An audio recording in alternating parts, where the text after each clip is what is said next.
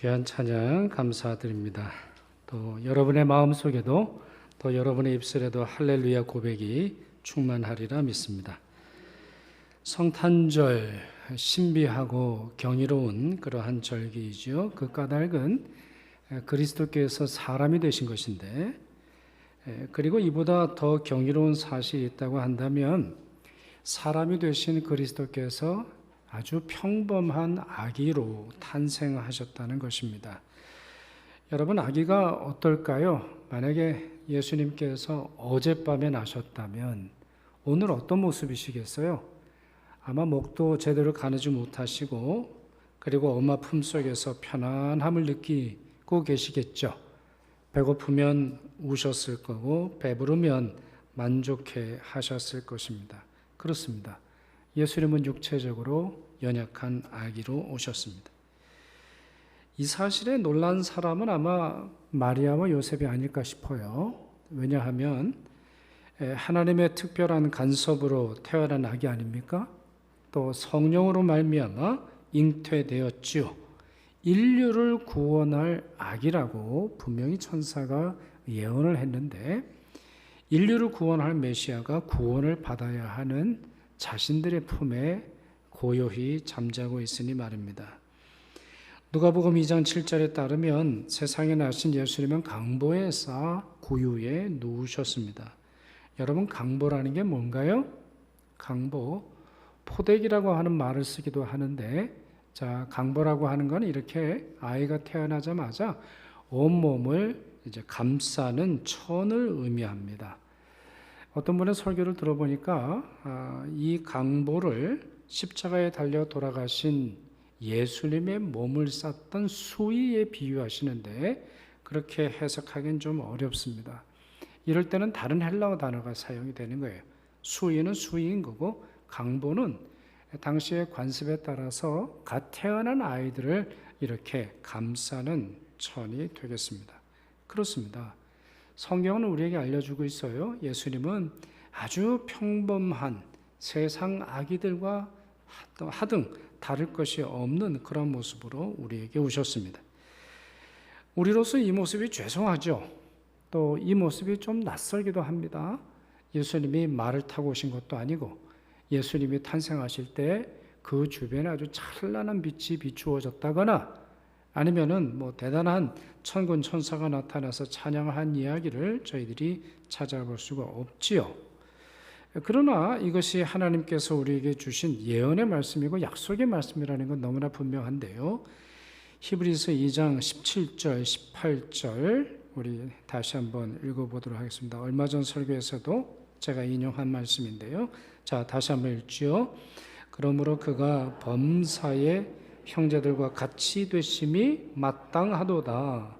이는 하나님의 일에 자비하고 신실한 대제사장이 되어 백성의 죄를 속량하려 하심이라.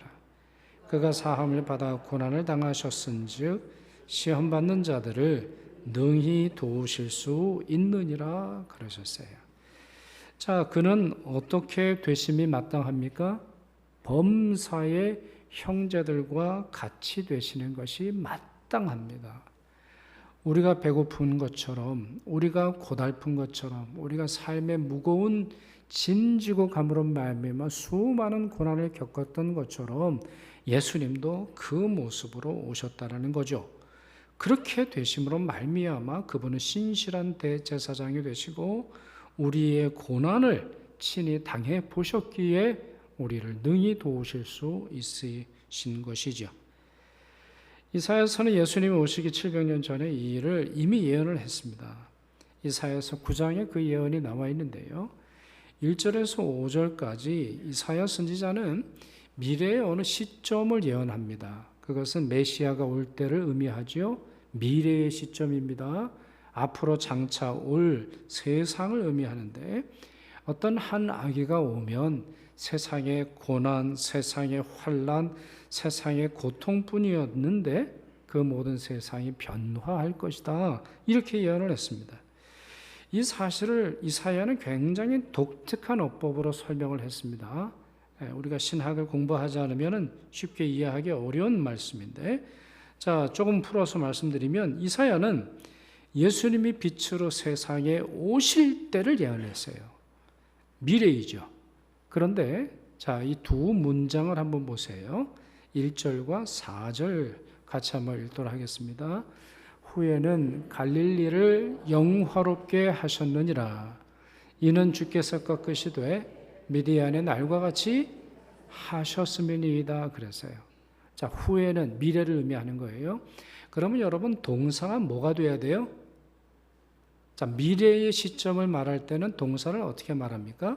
올 것입니다. 하실 것입니다. 될 것입니다. 이렇게 미래형으로 쓰여지는데 지금 본문은 뭐로 쓰여져 있죠? 시제가 과거형으로 쓰여 있습니다. 아니, 700년 전의 예언이고 700년 후에 일어날 예언인데 이사야는 왜 과거형으로 썼을까요? 자, 이처럼 미래의 일을 과거형의 동사로 표현하는 것은 구약 성경에 그렇게 이상한 일이 아닙니다. 히브리어 문법으로 예언적 완료형으로 부릅니다. 예언적 완료형. 미래에 벌어질 일이지만 실제로 일어난 것을 보는 것처럼 표현하는 거죠. 예언자의 그 미래의 시점, 예언자의 그 영적인 눈으로 말미암아 이미 일어난 것처럼 확실하게 보는 것을 표현하기 위하여 미래의 일을 과거형으로 설명하는 겁니다. 예수님도 이와 유사한 표현을 하신 적이 있으세요? 여러분 아시는 말씀이실 텐데 마가복음 11장 24절 보시죠. 자, 이 말씀을 같이 읽지요. 시작. 무엇이든지 기도하고 구하는 것은 받은 줄로 믿으라. 그리하면 너희에게 그대로 되리라 말씀하셨어요. 여러분 무슨 말씀이에요? 예수님이 지나치게 억측의 말씀을 하시는 거예요? 억지 말씀이에요? 무엇이든지 기도하고 구하면 아니 내 주머니에 뭔가 좀 들어오고 난 다음에야 그것이 이루어졌다라고 믿을 텐데 왜 나는 지금 기도하는 이 시간 받은 줄로 믿을 수 있습니까? 그것은 이 기도가 확실하기 때문이죠. 자, 이와 같이 예언자들만이 아니라 예수님도 미래의 일이 너무나 확실할 때는 과거형으로 표현을 하게 되는데 바로 이사야서 9장이 그 사실을 설명하는 겁니다. 달리 말해서 뭐예요? 예수님이 오신다는 겁니다. 예수님이 오실지 모른다, 오실 수도 있다 이렇게 설명되어 있지 않아요. 예수님은 반드시 오신다고 예언되어 있고 예수께서는 그 약속을 이루셨을 뿐만 아니라 다시 우리에게 말씀하시면서 내가 장래에 다시 오리라 약속을 하셨던 것을 우리는 기억해야 하는 것입니다. 이사야서 9장 6절은 이 아기의 이름을 우리에게 알려줍니다. 자, 이 아기의 이름은 우리는 잘 알고 있어요. 예수라고 하는 이름인데 이 예수라고 하는 이름 속에서도 이분이 하는 역할이 담겨 있죠. 그렇잖아요? 이미 저희가 마태복음에 있는 말씀 또 누가복음에 있는 말씀을 보았습니다만 예수라고 하는 이름은 구원하리라, 구원할 것이다, 모든 사람들의 죄를 맑게 씻으시며 구원 얻게 하실 것이다 라고 하는 말씀이 들어있다 말씀을 드렸습니다. 예전에도 한번 말씀을 드렸는데 여러분 예수, 달리 말해서 이제 예슈와 이렇게 발음하는데요. 자, 신약 시대의 예수님은 구약 시대의 어떤 한 인물과 서로 연결이 되세요. 자, 누구라고 말씀을 드렸죠? 예전 설교에서 말씀드렸는데 구약 시대에 여호수아라고 하는 이 이름이 신약 시대의 헬라어 발음으로는 예수로 발음한다 말씀을 드렸어요. 단순히 발음만이 아니에요. 이 여호수아가 한 행동을 보세요. 여호수아의 중요한 내용을 보세요. 자, 여호수아가 한 일은, 여호수아가 한 업적은 우리 창세기로부터 우리 신명기에 이르기까지 하나님께서 주시는 구원의 약속을 성취한 인물이에요. 가나안 땅을 주리라. 그 성취를 누가 이루어요? 여호수아가 이룹니다. 그리고 아브라함 때로부터 일어나는 모든 약속과 축복의 말씀을 누가 성취를 해요? 여호수아가 성취합니다. 모세가 성취하는 게 아니에요. 다른 인물이 성취하는 게 아니에요. 여호수아가 구원의 약속을 성취합니다. 그런 점에서 우리가 믿는 예수께서 바로 이 구약시대의 이름인 여호수아라고 하는 이름을 사용하신다라고 하는 것은 너무나 당연한 거예요. 우리를 구원하시겠다라고 하나님의 약속이 그분으로 말미암아 이루어지기 때문이죠. 자, 오늘 본문에서는 예수라고 하는 이름은 나오진 않으나 다음과 같은 예수라고 하는 분은 이러한 이름을 가지게 될 것이다 예언하고 있습니다. 이사야서 9장 6절 우리 같이 읽도록 하겠습니다. 그의 이름은 기묘자라 모사라 전능하신 하나님이라 영존하시는 아버지라 평강의 왕이라 할 것임이라 그랬습니다. 개역개정 성경에서는 5 이름으로, 우리 한글 성경은 5 이름으로 번역을 해놨습니다만 실제적으로는 그리고 대부분의 성경은 넷으로 번역합니다. 그 4가지가 뭐죠? 자, 놀라우신 조언자, Wonderful Counselor, 전능하신 하나님, Mighty God, 영원하신 아버지, Everlasting Father, 평화의 왕, Prince of Peace 이렇게 되어 있어요. 제가 앞에 첫 글자를 이니셜을 대문자로 좀 썼는데 이건 이제 성경이 그렇게 되어 있습니다. 이름이기 때문에 단순히 표현이 아니라 wonderful 단순히 표현이 아니라 그분의 이름이기 때문에 영어 성경은 대문자로 써놨죠. 자, 무엇보다 예수님이 평화의 왕이라는 사실에 주목하시기를 바랍니다. 여러분, 예수님은 평화의 왕이세요. 그분은 왕으로서 이 땅에 오시는데 그분이 만든 세계는 평화일 거라는 말입니다. 그런 점에서 예수님을 믿는 여러분 안에 평화가 충만하기를 바랍니다.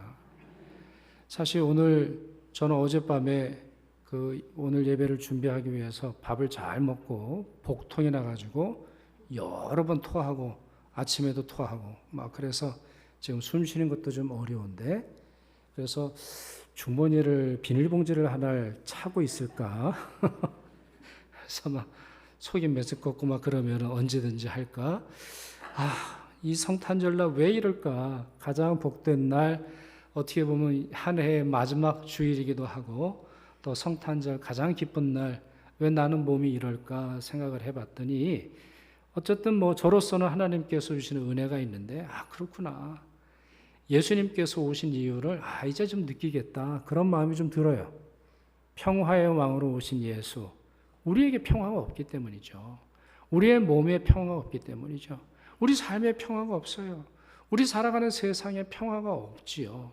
그렇게 어떻게 보면 우리의 연약함이 그분의 평화를 가장 받아들이는, 가장 아름답게 영접하고 찬양하는 그런 도구가 되지 않을까 아침에 생각을 하게 됩니다.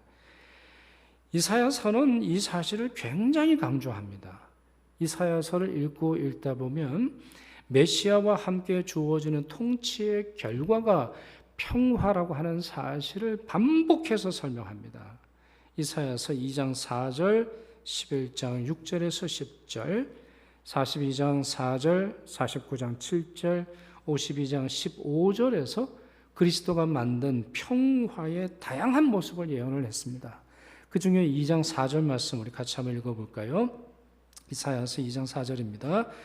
그가 열방 사이에 판단하시며 많은 백성을 판결하시리니 무리가 그들의 칼을 쳐서 보습을 만들고 그들의 창을 쳐서 낫을 만들 것이며 이 나라와 저 나라가 다시는 칼을 들고 서로 치지 아니하며 다시는 전쟁을 연습하지 아니하리라 그랬어요. 이것이 바로 예수께서 만드실 세계라는 거죠.